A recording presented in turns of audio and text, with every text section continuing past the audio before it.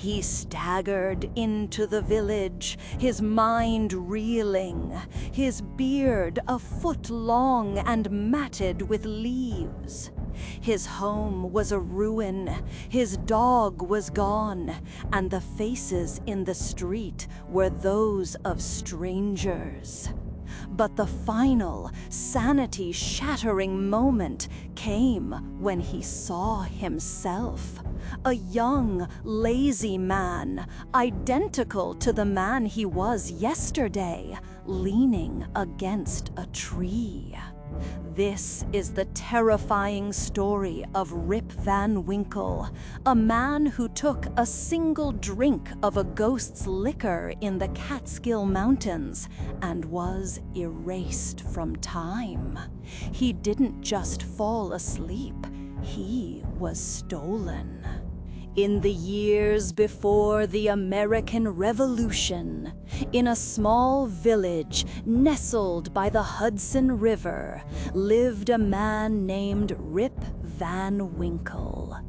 He was, by all accounts, a simple, good-natured soul, a neighbor beloved by every child and dog in the village. But this simple good nature was also his greatest flaw. Rip Van Winkle was possessed by an insurmountable aversion to one thing: profitable labor. He could sit on a wet rock and fish all day, catching nothing without a single complaint. He could carry a fowling piece on his shoulder for hours, tramping through woods and swamps just for the chance at a few squirrels. He would run errands for the neighborhood wives and do the chores that no one else would. He was the first to arrive when a neighbor needed help building a stone fence or husking corn. But when it came to his own farm, his own responsibilities, a profound paralysis set in. His farm was a disaster. His children's clothes were ragged. His fences were perpetually falling to pieces.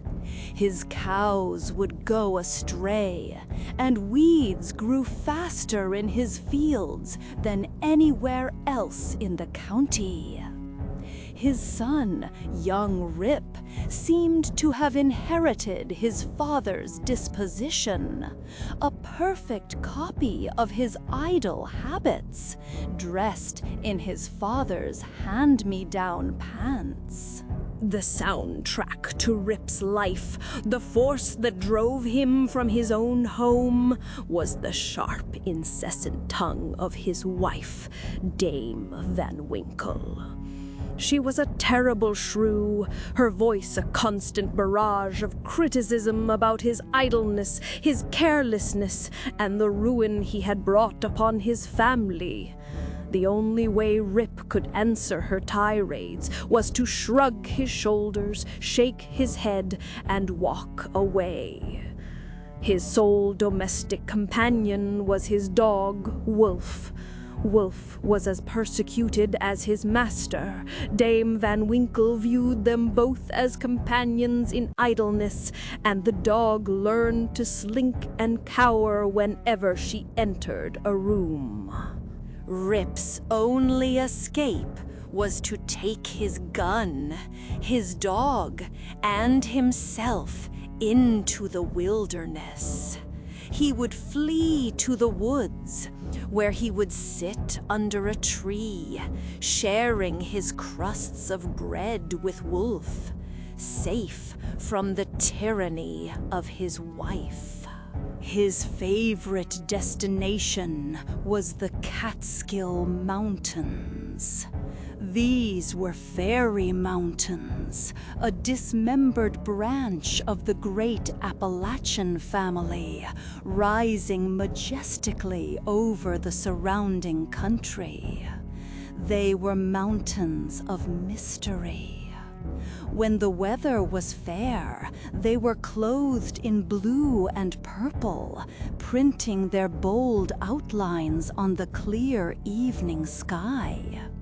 But when the rest of the landscape was cloudless, they would often gather a hood of gray vapor around their summits, a sign to the settlers below that rain was coming.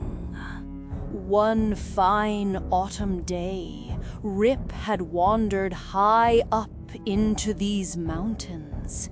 He was on his favorite hunting ground. It was late in the afternoon, and he had thrown himself onto a green knoll overlooking the world. From this height, he could see the mighty Hudson River far below, moving silently, reflecting the purple clouds of evening. As he looked down, he saw a solitary eagle, a mere speck, floating on the vast expanse of the sky. He was lost in this reverie, watching the sun cast its final golden light, when he realized night would soon fall. He sighed heavily. He knew that as he descended, he would be returning to the terror of Dame Van Winkle's voice. He prepared for his journey home, his heart heavy, when he heard a sound that stopped him cold. Rip Van Winkle, Rip Van Winkle. He looked around. There was no one. The mountainside was empty. He thought he must have imagined it. He turned to descend again, and again the voice called, echoing through the silent glens. He saw a figure slowly climbing up a rocky, dry riverbed. The figure was struggling, bent under the weight of something heavy on its back. Rip, surprised that any human could be in this isolated spot, assumed it was a neighbor in need. He immediately moved to help, his good nature overriding his sudden fear. But as he got closer, he realized this was no one from his village. The man was short and square-built. His clothes were of an antique Dutch fashion, a cloth jerkin, several pairs of breeches, and buttons running down the side of his legs. His hair was thick and bristly, his beard grizzled. He wasn't just old, he looked ancient, preserved. His face was ghastly, almost green, and his eyes were dull and unmoving, like phosphorus in the dusk.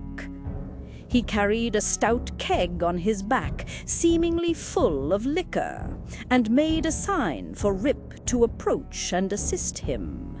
Rip, ever obliging, and now awed by a silent, nameless dread, hurried to help. He hoisted the keg to his shoulder, and with the strange man continued the ascent. The man offered no words. He simply pointed upward, and Rip followed. They climbed for a long time, the silence broken only by the crunch of their boots on the loose stones. Every time Rip tried to pause for breath, his companion would gesture impatiently, urging him onward. As they climbed, Rip began to hear a sound, a low, rumbling noise, like distant rolling thunder. It seemed to come from a deep ravine in the mountains, a cleft between perpendicular rocks. They scrambled up the narrow path, and the thunder grew louder. They finally emerged onto a small, level plateau, a hollow in the mountainside, like a natural amphitheater. The sight there rooted Rip to the ground. A company of odd-looking personages, dressed in the same ancient, outlandish Dutch fashion, was gathered.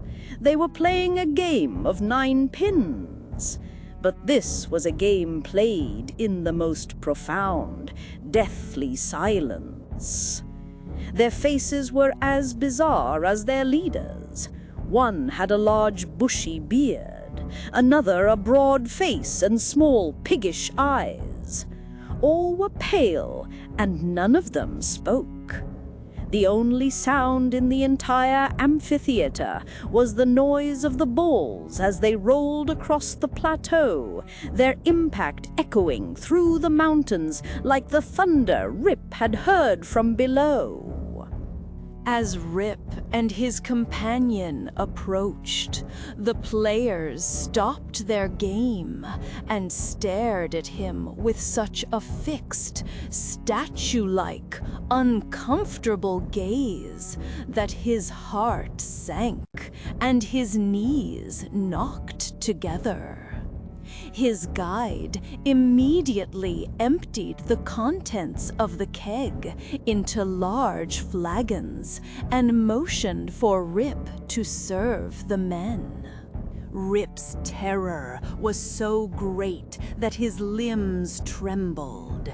He obeyed in silence.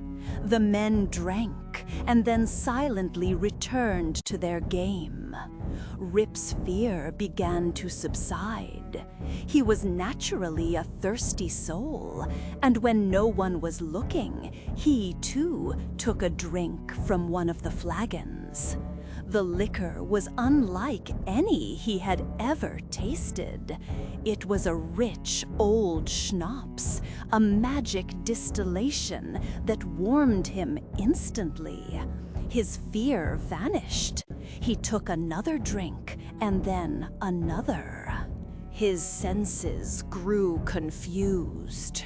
His eyes swam in his head, and the world began to spin. He saw the strange, pale faces of the men blurring before him. He tried to speak, but his tongue felt heavy. He saw his guide's face, green and ghastly, looming over him. He felt his head sink, his body grow heavy. He leaned against a stone. The silent, thunderous roll of the bowling balls, the last sound he heard as he fell into a deep, profound, and absolute blackness.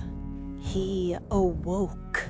The sun was bright, its rays streaming into his eyes. He was back on the green knoll where he had first seen the old man of the glen. He blinked, the memory of the night hazy. "Surely," he muttered, "I have not slept here all night." He recalled the strange men, the bowling, the flagon of liquor. Oh, that flagon, that wicked flagon. What excuse shall I make to Dame Van Winkle? He felt a stiffness in his joints as he tried to rise. His body ached. He reached for his gun, his familiar fowling piece. But it was not his gun. In its place was an old, rusted firearm. The lock was gone. The barrel was completely encrusted with rust, and the stock had been worm-eaten. As he lifted it, the trigger mechanism clattered to the ground, a pile of brown dust and corroded metal. He was horrified. He believed the grave-faced Dutchmen of the mountain had played a trick on him, dosed him with liquor, and stolen his new gun. He stood up, but his limbs were stiff. He looked for his dog. Wolf, wolf, he whistled. The name echoed, but no dog appeared. He saw an eagle soaring high above him, a bald eagle, a bird he did not recognize in the region. He decided to return to the amphitheater to demand his gun and his dog. But the path was gone. He stumbled over the dry riverbed, but the gully he had climbed was now blocked by a massive torrent of water, a new waterfall cascading down the rocks. The mountain itself seemed to have shifted. He scrambled back down, starving and confused. As he neared his village, he saw people, but none he recognized. Their dress was different, more modern, more angular. He didn't know these faces. They all stared at him, stroking their chins. When Rip unconsciously did the same, he was met with a shock. His beard was no longer the neatly trimmed stubble of yesterday. It was a foot long, white and matted with leaves. He entered the village. His terror grew. The very houses were different. His own village, the place he had known his entire life, was larger and more populous. Rows of new, unfamiliar houses stood where he remembered only fields. He saw new names over the doors. Strange, unfamiliar faces peered at him from the windows. His heart failed him. That drink must have addled his brain. He found his own house, his home. He approached it with dread, expecting to hear the sharp voice of his wife. The house was in utter decay. The roof had fallen in, the windows were shattered, and the door was off its hinges. A half-starved, unfamiliar dog that looked vaguely like his lost wolf was skulking inside. He called the dog's name, but the animal snarled, showed its teeth, and ran away. He rushed from the ruin, his mind spinning, and made his way to the village tavern. It, too, was gone. In its place stood a large, rickety wooden building with a new sign. The old sign, with the rosy face of King George III, was replaced by a new one, bearing a face in a blue uniform, under which was painted General Washington. A crowd gathered around him, drawn by his bizarre appearance, the long beard, the rusted skeleton of his gun, the ragged clothes. They were a busy, arguing political crowd. They demanded to know if he was a Federal or a Democrat. They asked him what he was doing with a gun on election day. They crowded him, asking if he was a spy, a Tory, or a refugee. "I am a poor, quiet man," Rip cried out, "a native of this place, and a loyal subject of the king. God bless him." A shout of derision rose from the crowd. "A Tory! A Tory! A spy! Away with him!" A self-important man demanded to know his name. "Alas, gentlemen," Rip cried, "I am not myself. I am somebody else. That's me yonder. No, that's somebody else got into my shoes. I was myself last night, but I fell asleep on the mountain, and they've changed my gun, and everything's changed, and I'm changed, and I can't tell what's my name or who I am." The crowd looked at each other, convinced he was a madman. "I mean," Rip stammered, "does nobody here know Rip Van Winkle?" "Oh, to be sure," cried 2 or 3. "That's Rip Van Winkle yonder, leaning against the tree." Rip looked. He saw a precise counterpart of himself as he was when he went up the mountain, a lazy, ragged, good-for-nothing young man. Rip's mind reeled. He was truly, hopelessly lost. He asked about his old friends. "Where's Nick Vetter?" "Oh, he's dead and gone these 18 years, came the reply. "Where's Brom Dutcher?" "He went off to the army at the beginning of the war. Some say he was killed at the storming of Stony Point." Rip's heart died within him. He had slept through a war. He asked for his own name again.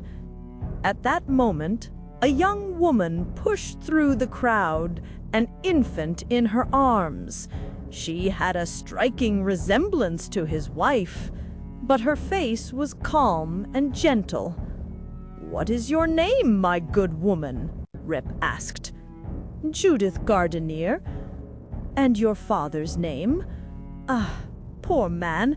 His name was Rip Van Winkle. It's 20 years since he went away from home with his gun, and he never has been heard of since. His dog came home without him, but whether he shot himself or was carried away by the Indians, nobody knows. I was then but a little girl." Rip could hold back no longer. He looked at her, at the young Rip, at the strange faces. "I am your father," he cried. "Young Rip Van Winkle once, old Rip Van Winkle now. Does nobody know poor Rip Van Winkle?" The crowd fell silent, staring. An old woman hobbled forward, peering into his face. "Sure enough," she cried, "it is Rip Van Winkle himself. Welcome home again, old neighbor. Why, where have you been these 20 long years?" The story was told. The truth was confirmed by Peter Vanderdonk, the oldest inhabitant, who verified that the Catskill Mountains had always been haunted by strange beings. He confirmed that Henry Hudson, the first discoverer of the river, was said to keep a vigil there with the crew of his ship, the Half Moon. They were permitted to return every 20 years to revisit the scene of their discovery and keep a watch over the river that bore their name. Rip had stumbled upon their ghostly revel. He had served them, drunk with them, and been put to sleep by them. Rip's story was finished. He was a man out of time. He was taken in by his daughter, Judith, and her husband. He found his son to be a useless, lazy copy of himself, but he didn't mind. He also learned, to his great relief, that his wife, Dame Van Winkle, had died a short time before, having burst a blood vessel in a fit of rage at a New England peddler. He resumed his old habits. He sat at the tavern, now a relic, a chronicler of a time before the war. He had arrived at the one period of life where his idleness was not a crime: old age. Rip Van Winkle's story became a permanent legend, a warning whispered by the Dutch housewives of the valley. But was Rip's encounter a true supernatural event, a brush with the damned crew of Henry Hudson? Or was it something else? Was it an abduction by the Fae, the gnomes that the Mohicans said lived in the hills, who worked in metals and brewed a liquor that distorted the mind and body? Or did Rip simply stumble into a thin place in the mountains, a fold in time where the laws of reality are suspended, and a single night stretches into 2 decades? The 20-year gap is too specific. Was it a curse or a strange, terrible gift? A supernatural intervention that allowed him to sleep through the blood and fire of a revolution, and to awaken only when his tyrant wife was dead and the world was, perhaps, ready for him. The Catskill Mountains keep their secrets, but the locals know when they hear the sound of thunder on a clear summer evening rolling down from the peaks that the ghosts of the half moon are at their game again, and that the strange, silent men are waiting for their next visitor. What do you believe happened to Rip Van Winkle in that glen? Was he cursed, or was he liberated? Leave your theories in the comments below, and don't forget to subscribe to Shadow Tales Illustrated for more deep dives into the chilling folklore of our land.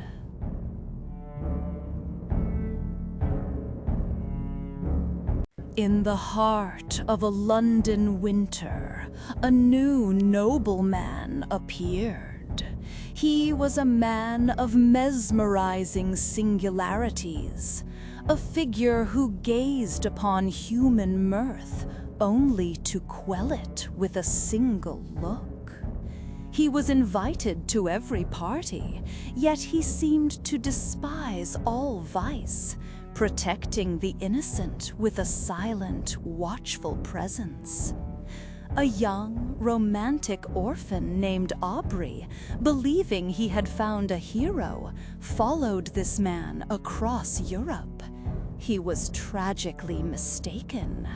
He was not following a guardian of virtue.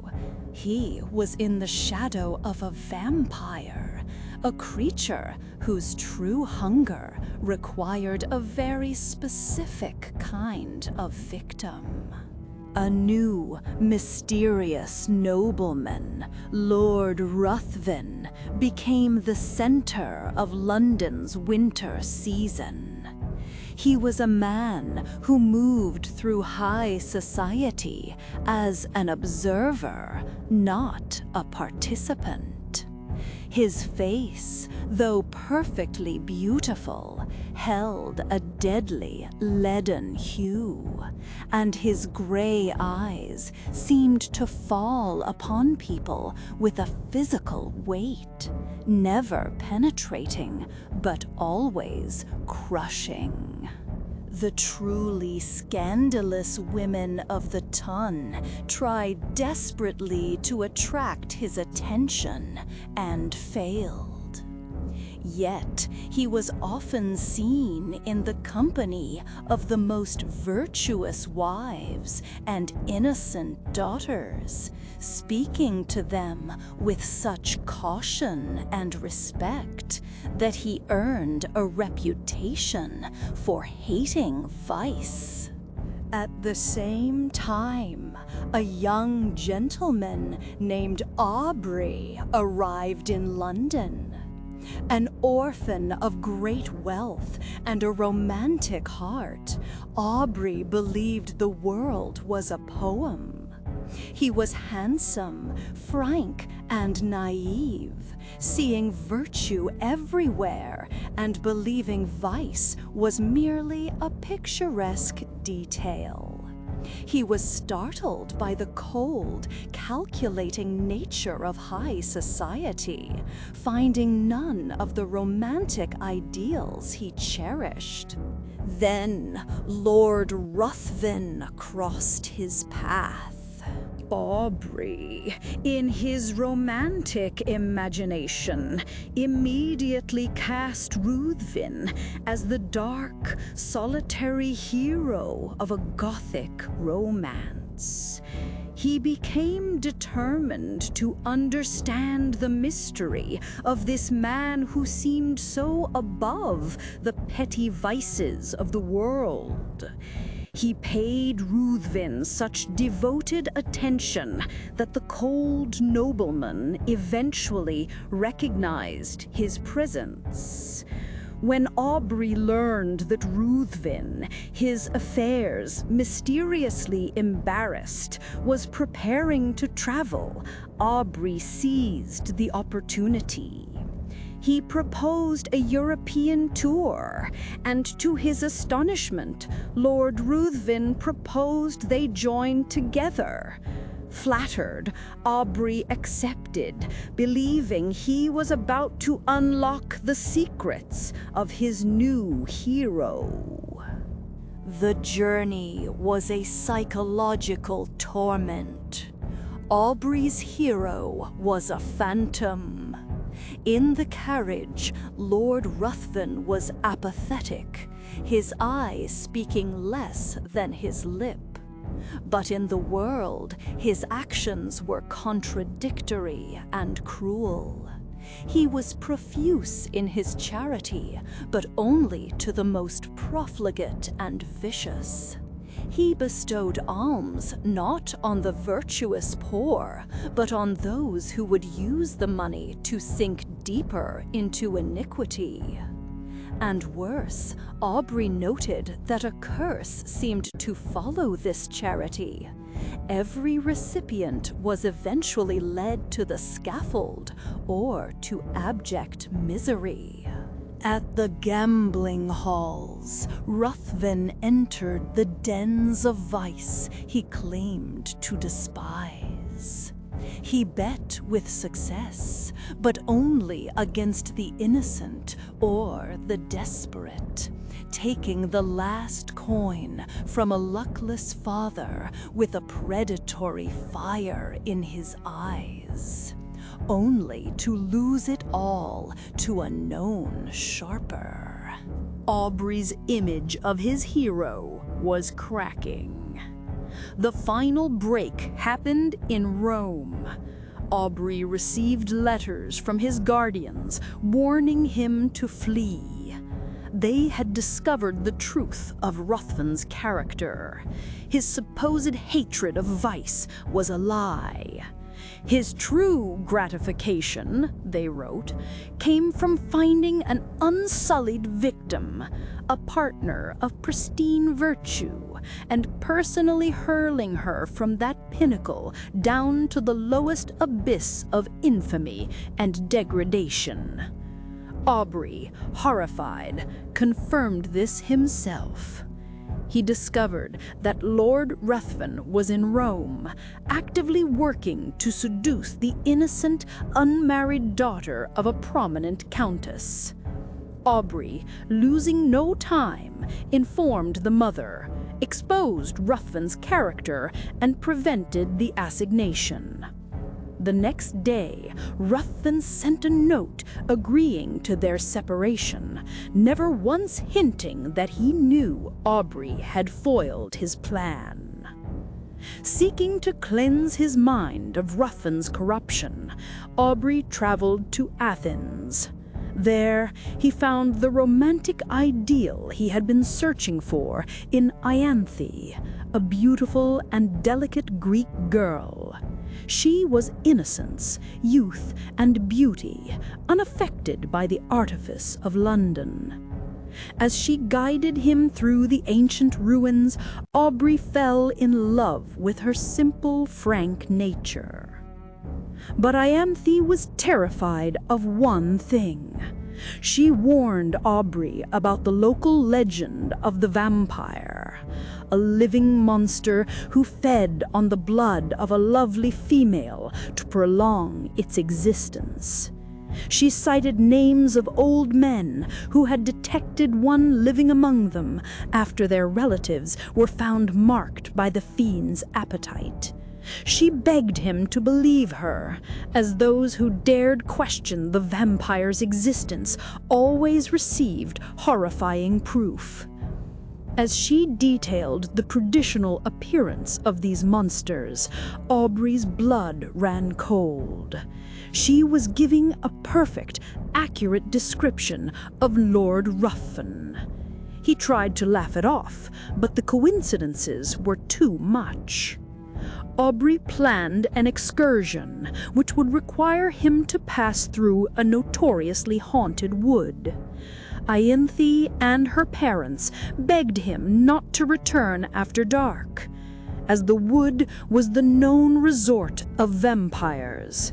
He promised, but lost track of time. Night fell instantly, and a violent Mediterranean storm erupted. The rain was blinding, the thunder deafening.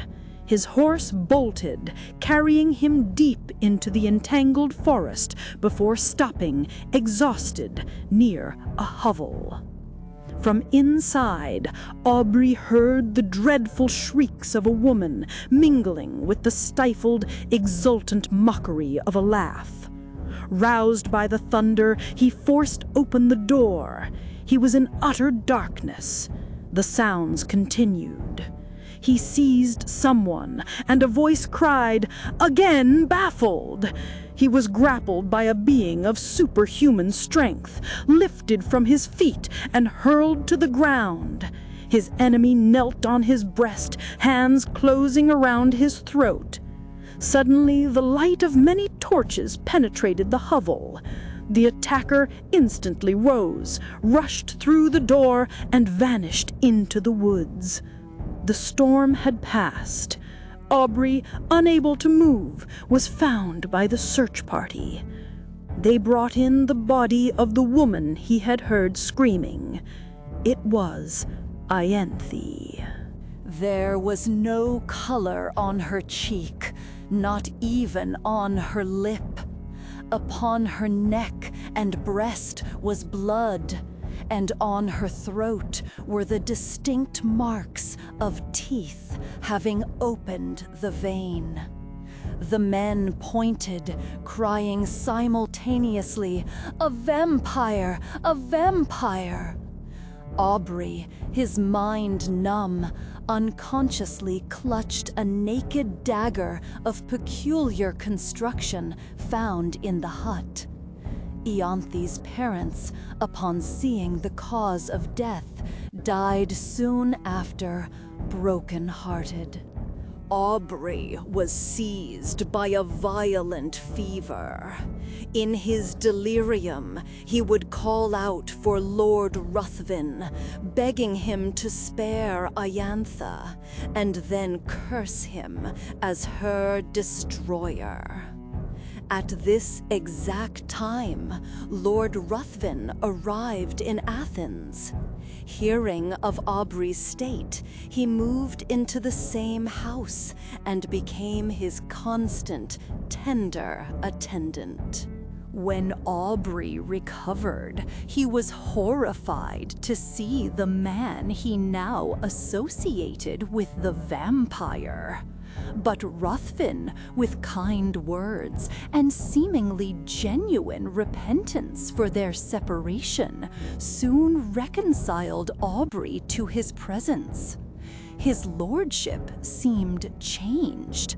Yet, as Aubrey recovered, he would sometimes catch Ruthven gazing intently at him, a smile of malicious exultation playing on his lips.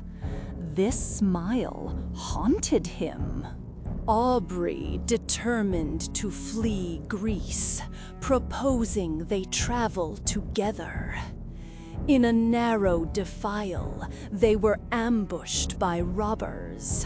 Lord Ruthven was shot in the shoulder and fell to the ground. His strength faded rapidly, and mortification set in. As death approached, Ruthven's mind became uneasy. "You may save me," he whispered to Aubrey. "Not my life, but you may save my honor." "How?" cried Aubrey. "Swear," the dying man demanded, raising himself with exultant violence. "Swear by all your soul reveres that for a year and a day you will not impart your knowledge of my crimes or death to any living being, whatever may happen or whatever you may see." His eyes seemed to be bursting from their sockets. "I swear," said Aubrey. Lord Ruthven sank laughing upon his pillow and breathed no more. Aubrey, shivering, went to bury the body the next morning, but the corpse was gone.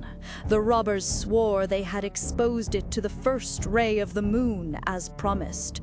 Aubrey returned, weary. While sorting Ruthven's effects, he found a case of weapons. Inside, he discovered a sheath ornamented in the exact peculiar style as the dagger found in the hut where Ianthe died. He found the dagger. It fit the sheath perfectly. Aubrey returned to England, his mind broken, and reunited with his sister, a pure and melancholy young woman of 18. He was tasked with being her protector as she was presented to the world. At the first drawing room, the crowd was excessive. Aubrey, standing in a corner, was engaged in the agonizing remembrance that this was the very room where he first met Lord Ruthven. He felt a hand seize his arm, and a voice he recognized too well sounded in his ear. "Remember your oath." He hardly had the courage to turn, but there, at a distance, was the same figure, Lord Ruthven, alive. Aubrey fled, horrified. He paced his room, hands on his head, convinced his imagination had conjured the image. The dead do not rise again. He forced himself to go out again, to an assembly with his sister. He retired to a recess, lost in his devouring thoughts. When he returned to find his sister, he saw her surrounded by a group, engaged in earnest conversation. He tried to pass, but the man who turned to let him through revealed the features he most abhorred, Lord Ruthven. He sprang forward, seized his sister's arm, and forced her toward the street. As he pushed through the crowd of servants, he heard the voice whisper again, close to him, "Remember your oath." He hardly had the courage to turn, but there, at a distance, was the same figure, Lord Ruthven, alive. Aubrey became almost distracted. The certainty of the monster's return pressed upon his thoughts. He realized the fiend was now among all he held dear. His oath startled him. Was he to allow this monster to roam, destroying his own sister, and not avert his progress? But even if he broke his oath, who would believe him? His guardians, fearing his mind was becoming alienated, engaged a physician. Aubrey was confined to his chamber, emaciated, his eyes glassy. He would lie for days, incapable of being roused.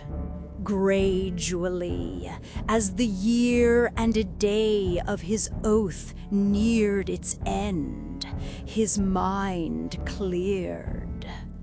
On the last day, one of his guardians entered, conversing with the physician about the melancholy fact that Aubrey was in this state when his sister was to be married the very next day. Aubrey's attention was instantly attracted. He asked to whom. They mentioned the Earl of Marsden. Aubrey seemed pleased, but when his sister arrived, he perceived a locket on her breast. Opening it, he saw the features of the monster. He seized the portrait in a paroxysm of rage and trampled it. When she asked why he destroyed the resemblance of her future husband, he looked as if he did not understand. He seized her hands and, with a frantic expression, bade her swear she would never wed this monster.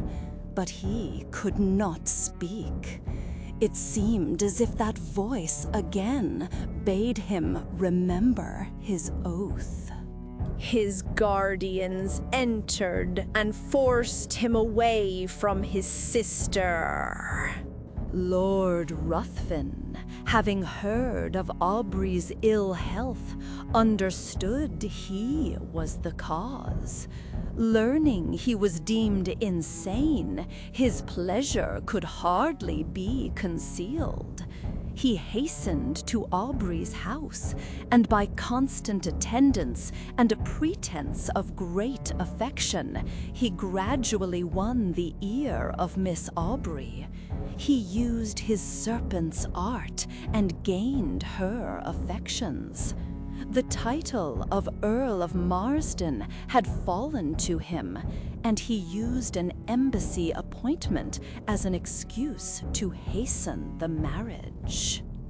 Aubrey, left alone, tried to bribe the servants to deliver a letter to his sister, conjuring her to delay the marriage. They gave the letter to the physician, who dismissed it as the ravings of a maniac. Morning came.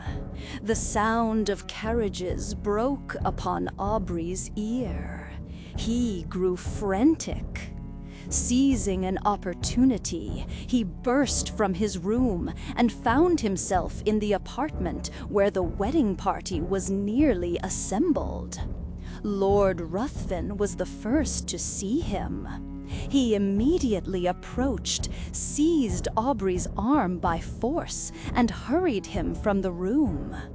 On the staircase, Ruthven whispered in his ear, "Remember your oath, and know, if not my bride today, your sister is dishonored. Women are frail." So saying, he pushed Aubrey toward his attendants. Aubrey could no longer support himself. His rage, finding no vent, had broken a blood vessel. He was conveyed to bed. The marriage was solemnized, and the bride and bridegroom left London. Aubrey's weakness increased. The effusion of blood produced symptoms of the near approach of death. When the midnight hour had struck, the exact moment his oath expired, he related composedly the entire story. He died immediately after. The Guardians hastened to protect Miss Aubrey, but when they arrived, it was too late. Lord Ruthven had disappeared, and Aubrey's sister had glutted the thirst of a vampire. Was Lord Ruthven a true supernatural entity, or a master manipulator who used superstition and terror to destroy those who crossed him?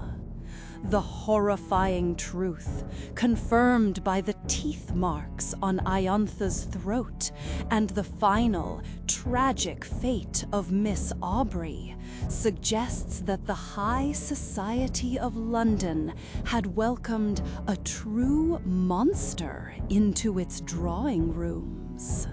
Leave your theories on Lord Ruthven's true nature in the comments below.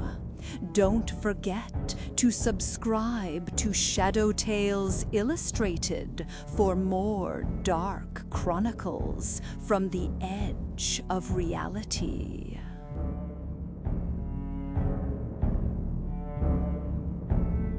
On still nights along the Hudson and Mohawk valleys, they say you can hear it.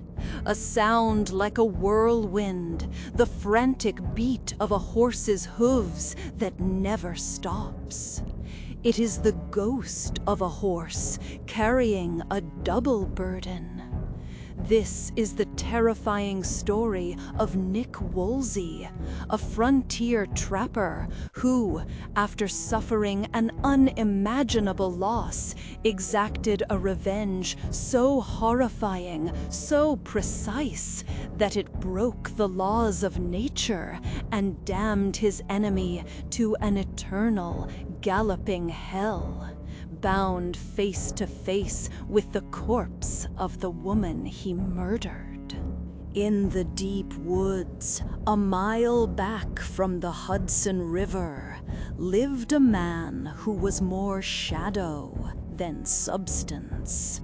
His name was Nick Wolsey.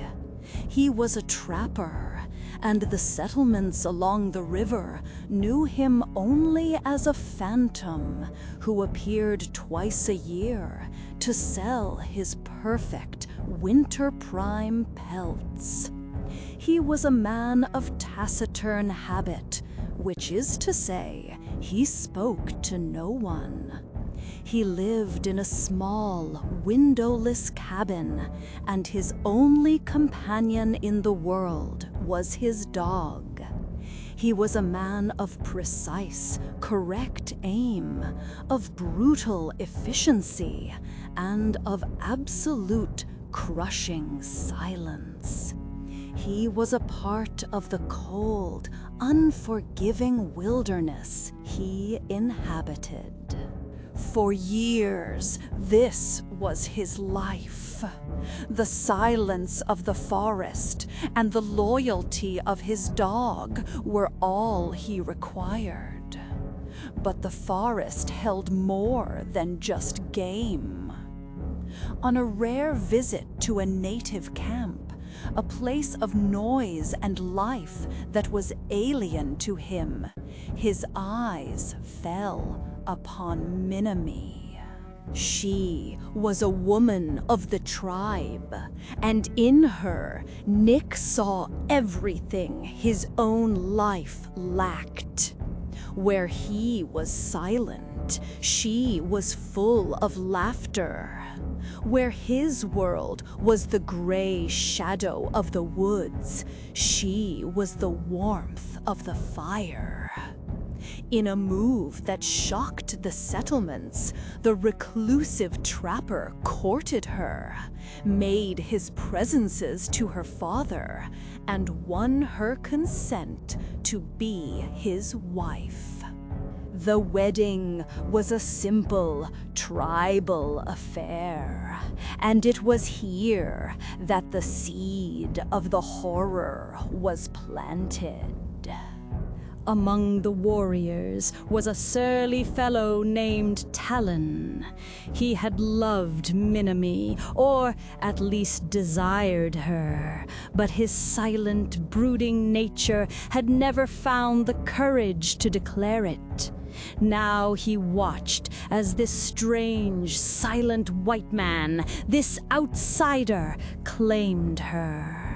As Wolsey and Minami were joined, Talon, his heart poisoned by jealousy and rage, sprang from the crowd with a knife, lunging directly at the trapper's throat. He never reached him. Wolsey's dog, the trapper's only other friend, met the attack. The hound leaped at Talon's throat, bearing the warrior to the ground, its fangs ripping at his flesh. The tribe froze, watching. Wolsey, his face like cold stone, stepped forward. He did not kill Talon. He did something worse. He disarmed the warrior, then, in front of the entire tribe, in front of Minami, he kicked and cuffed him to the edge of the wood. As Talon scrambled away, bloody and disarmed, the entire tribe, his own people, exploded in laughter. It was the sound of ultimate humiliation. Nick Wolsey had not only taken his bride, he had taken his honor, treating him as a disobedient child. Talon vanished into the forest, the sound of that laughter burning in his ears. A year passed. The darkness of Nick Wolsey's cabin was transformed. It was now a home. Minami's presence had filled it with light. And now there was a new sound, the cry of an infant. For the first time in his life, Nick Wolsey was happy. He was bound to the world by a love he had never known. He was, finally, human. But the forest remembers. One evening, Wolsey was returning from checking his traps. He was seldom gone for long, his happiness a chain that pulled him back to the cabin.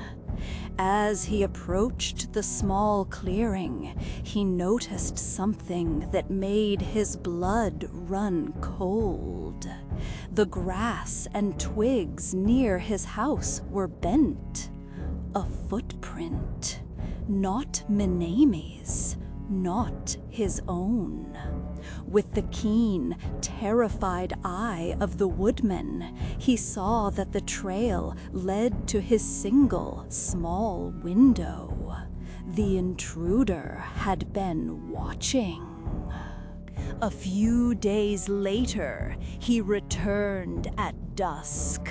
The cabin was silent, too silent. The usual smell of wood smoke was gone. A shadow crossed his face. As he neared the door, he stumbled. He looked down, and his heart stopped. It was his dog, lying rigid on the ground, a single musket ball hole in its chest. He burst through the door, his rifle raised. "Minami!" The cabin was dark. The fire was dead, the hearth cold. A figure was silhouetted against the dying light from the doorway. It was Minami. She was sitting on the cold hearthstone, rocking back and forth, her dress torn, her face and hands cut and blackened with soot.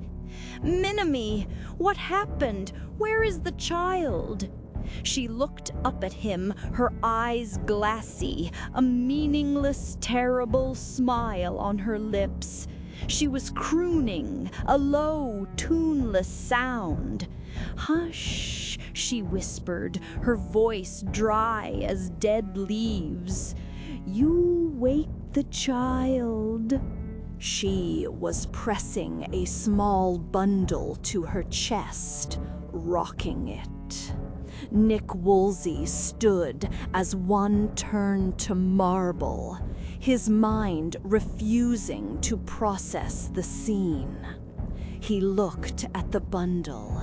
It was soaked in blood. He looked at the floor beside her. The head of his infant son lay on the cold stones. He did not scream. He did not move. He simply watched, his soul collapsing, as his wife, utterly broken, spent the entire night rocking the headless body of their murdered child. The long night wore on.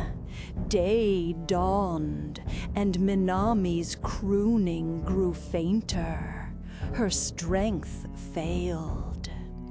Nick, moving like an automaton, lifted her from the floor and placed her on their bed of skins. He gently lifted the small, bloody bundle from her arms. As he did, her reason returned for one final, lucid moment. She found the words to tell him. The Indian Talon had come. He had shot the dog as it rushed out to defend them. He had beaten her back from the door. He had torn the baby from its bed. And then, as she watched, he had slashed its head off with a knife.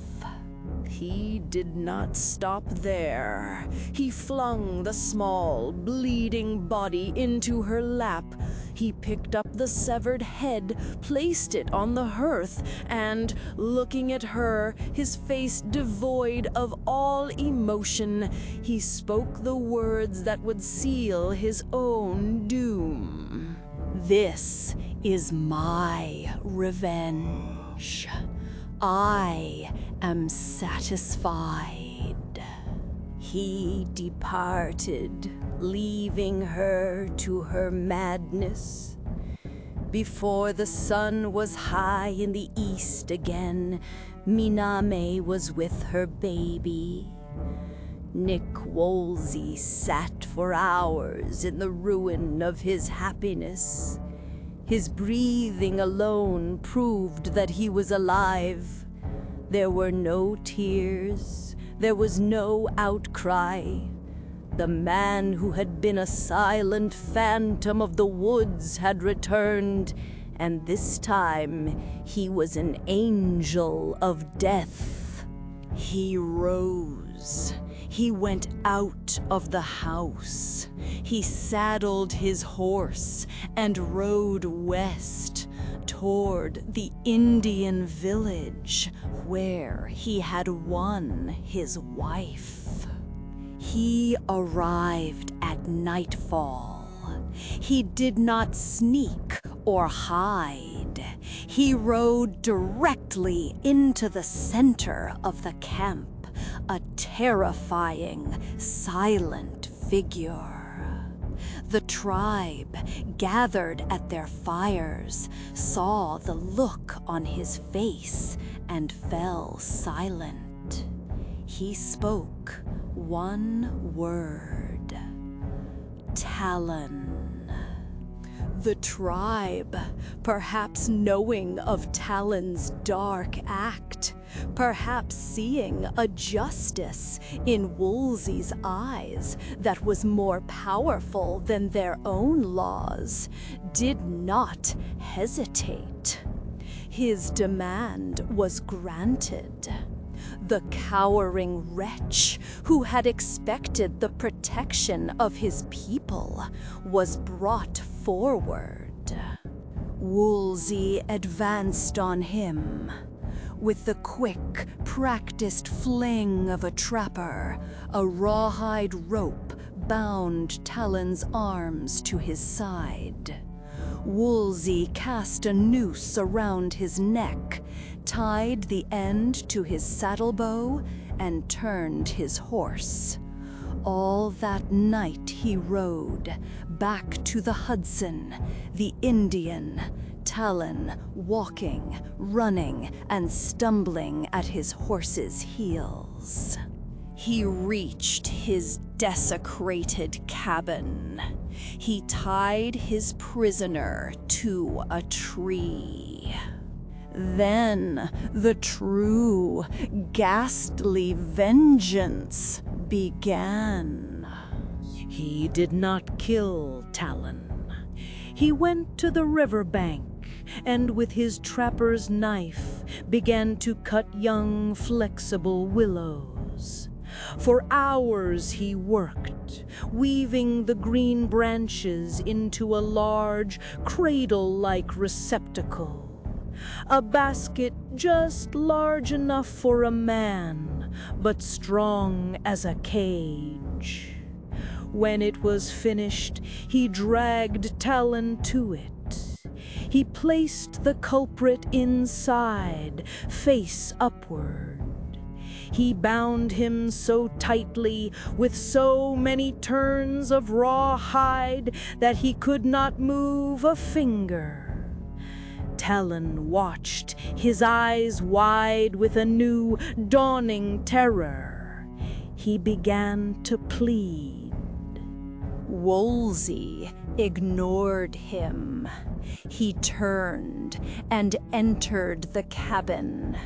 He emerged, carrying the body of Minami. She had been dead for a full day. The rigor of death was upon her. Woolsey carried her to the willow cradle. He looked at the living, terrified face of the murderer, and then he laid the body of Minami face downward upon the wretch. A smothered groan of pure, abject horror came from Talon as the awful, cold burden sank onto his breast. Woolsey bound them together, the living and the dead.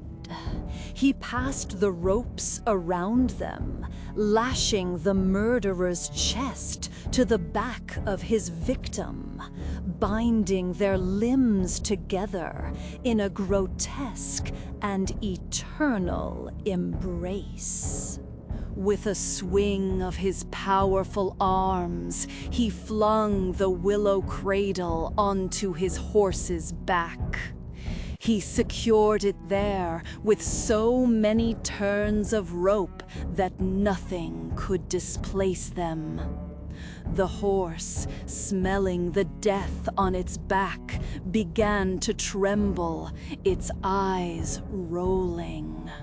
Now, Nick Woolsey began to lash the horse. He did not stop. He beat the animal until it trembled with a mixture of anger and pure, frantic pain. Then, flinging off the halter, he gave it one final, terrible lash. The animal plunged, foaming and snorting, into the black wilderness. When the sound of the hoofbeats had vanished, Nick Wolsey, his vengeance complete, took his rifle from the wall and left his home forever. Tradition says that the horse never stopped. The vengeance of Nick Wolsey was so terrible that it broke the laws of the mortal world. He did not just kill his enemy, he damned him. He bound his living soul to the rotting corpse of his victim. On still nights, in the deep woods along the Hudson and the Mohawk, the settlers say you can still hear it. The sound of a phantom horse sweeping through the trees like a whirlwind. But it is not the sound of the horse that chills the blood. It is the sound of the rider. The smothered voice that comes from the darkness is heard in 3 terrible stages. First, it is heard cursing, a sound of pure rage. Then it is heard appealing, a wail of terror. And finally, it dissolves into a harsh, dreadful, and unending laughter. Is it just a story? Or is that the sound of Talon's soul having gone completely mad, bound for eternity to the dead, cold flesh of Minami, forced to ride forever in a whirlwind of his own making? Leave your theories in the comments below. Don't forget to subscribe to Shadow Tales Illustrated for more deep dives into the chilling folklore of our land.